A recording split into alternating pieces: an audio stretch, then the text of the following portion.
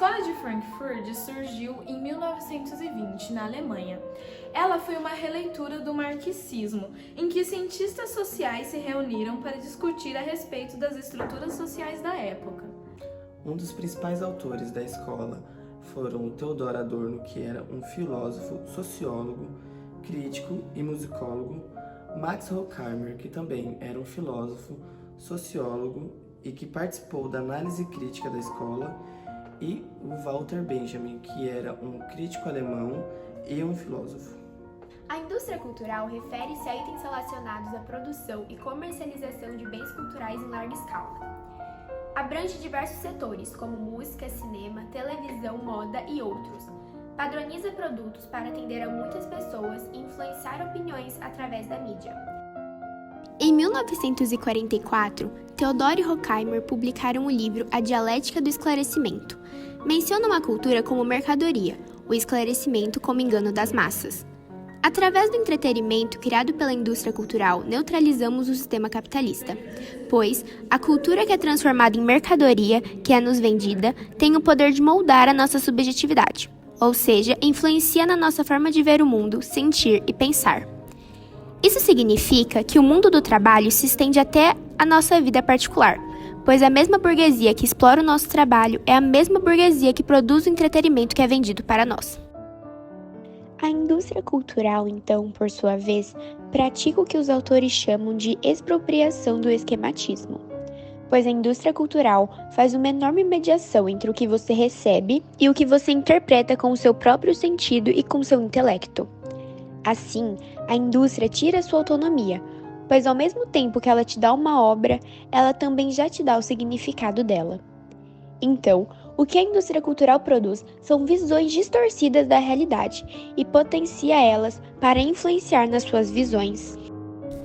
Um exemplo são os filmes que são produzidos, pois eles sempre são focados na perspectiva da classe dominante. Por isso é importante entender a diferença entre história e memória. O que a indústria cultural vende são memórias selecionadas da classe dominante que convém a eles, diferente da história, que abrange toda a realidade. Assim, podendo influenciar na sua reflexão e opinião pessoal. Não é à toa que temos tantos gostos parecidos, mesmo que cada um tenha o seu estilo. Pois através da homogeneização, a indústria cultural é uma produção social dos gostos. Ela procura sempre lucrar em todos os públicos nos mais diversos conteúdos. Lembrando que a prioridade dessa indústria é sempre o lucro, mesmo que o conteúdo seja de pouco valor. Isso acaba desencadeando a massificação cultural, a produção como consumo em massa, como produto e é vendido incessantemente várias e várias vezes. A massificação influencia na reprodutibilidade técnica da arte, pois a indústria cultural busca padronizar e comercializar produtos culturais, visando assim um maior lucro e apelo comercial. Isso pode levar à perda da autenticidade, a áurea, e a originalidade desses produtos, tornando-os mais superficiais e menos significativos. Com o avanço da tecnologia, especialmente a partir da invenção da fotografia e posteriormente da reprodução digital, a capacidade de reproduzir obras de arte em larga escala aumentou significativamente. Isso trouxe consigo uma série de mudanças no modo como a arte é percebida e experimentada. Antes da era da reprodutibilidade técnica, as obras de arte eram consideradas únicas e carregavam uma aura especial ligada à sua autenticidade. Sua presença física e o contexto histórico-cultural em que foram criadas eram elementos fundamentais para a apreciação da obra.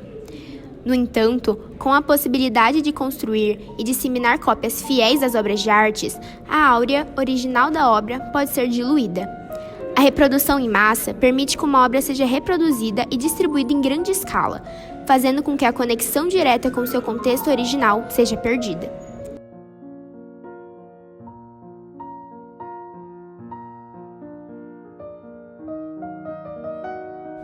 A reprodutibilidade também influencia a forma como as pessoas experimentam a arte.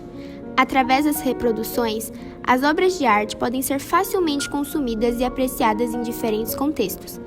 Isso amplia o acesso à arte, permitindo que um público mais amplo tenha contato com obras que, de outra forma, estariam restritas a museus ou coleções particulares. Entretanto, a perca da áurea pode resultar em uma experiência estética menos autêntica. A cópia não possui a mesma singularidade e a presença da obra original, pois falta-lhe a carga histórica e emocional que acompanha a autenticidade da obra original. Como a reprodutibilidade técnica da arte impacta de forma negativa a sociedade atual? Eu acho que primeiro a gente acaba generalizando muito a arte. A gente está misturando a arte como uma produção autêntica, de uma expressão de valor, de uma reinterpretação da realidade. A arte como uma forma da gente criar para as pessoas uma janela, elas pensarem a essência do que as coisas são, de toda a profundidade técnica de um artista, quando ele produz uma determinada obra, toda uma intenção que ele tem, todo o valor que ele questiona, tudo aquilo que ele repensa na obra, que é o que você vai encontrar nas galerias onde tem boas obras, né? Tem que se discutir isso também, o que é uma boa obra de arte e o que é uma obra de arte ruim. Tem que sempre separar isso. Eu acho que hoje a gente transformou tudo em arte, não é bem assim. Eu acho que existe uma arte que ela é real, ela é profunda, ela mostra o valor, o talento do artista, e você tem uma arte feita para consumo. A arte que a gente chama de uma arte previsível, né? Ela não é construída pela expressão do que o artista quer mostrar, ela é construída para aquilo que as pessoas querem consumir. É como se eu fizesse uma obra de arte para as pessoas gostarem, e não para desafiar as pessoas a repensarem a sua realidade. Por isso que as nossas músicas hoje, vamos supor, por causa disso, uma arte, né? Por causa da música, mesmo na arte plástica, na estética, ela é muito previsível. Ela é quase sempre uma onda que se estabelece, que você sabe, de curta duração, que a gente pega por um determinado tempo e depois descarta. Os grandes clássicos, as grandes obras, elas sempre foram marcantes porque elas são profundas e elas são rupturas. Você olha para uma obra de arte e você fala, caramba, isso movimenta, mexe completamente com o meu conceito.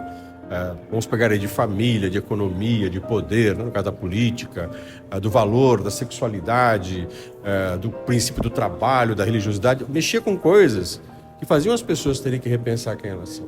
Hoje a gente brinca com uma arte que ela não tem compromisso com nenhum. Aí ela vira industrial.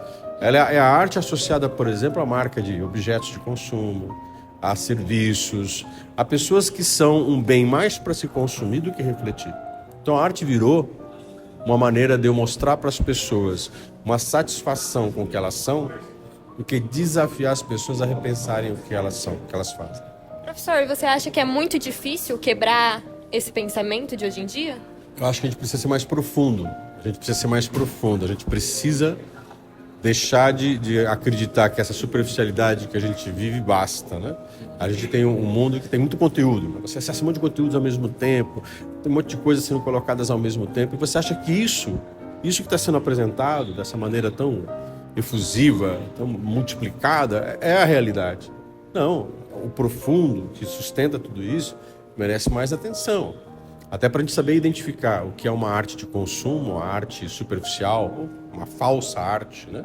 Uma arte muito mais de valor estético de consumo, de uma arte real. E aí a gente precisa criar um olhar mais apurado para isso. Só que as pessoas precisam se dedicar. A gente precisa chamar as pessoas para se dedicarem a compreender o mundo de uma maneira mais profunda. As pessoas aceitarem que elas precisam sentar e olhar com mais atenção para certos aspectos da vida e da sociedade, para elas poderem entender melhor o que elas querem buscar, o que as coisas que estão à volta delas são. Essa maneira que a gente tem de olhar as coisas por cima, superficialmente, nunca vai nos dar o que as coisas são. Isso é feito só para consumir no imediato, para depois a gente descartar. É sem compromisso algum, né? Por isso que hoje a gente tá punk, amanhã a gente é dark, amanhã a gente resolve fazer isso, fazer aquilo, né? Porque a gente consome o que está na moda e não o significado profundo que as coisas são. Obrigada, professor. De nada, meus amores, obrigado, hein? Ó, manda um videozinho desses que eu quero. Vou colocar depois nas minhas redes sociais.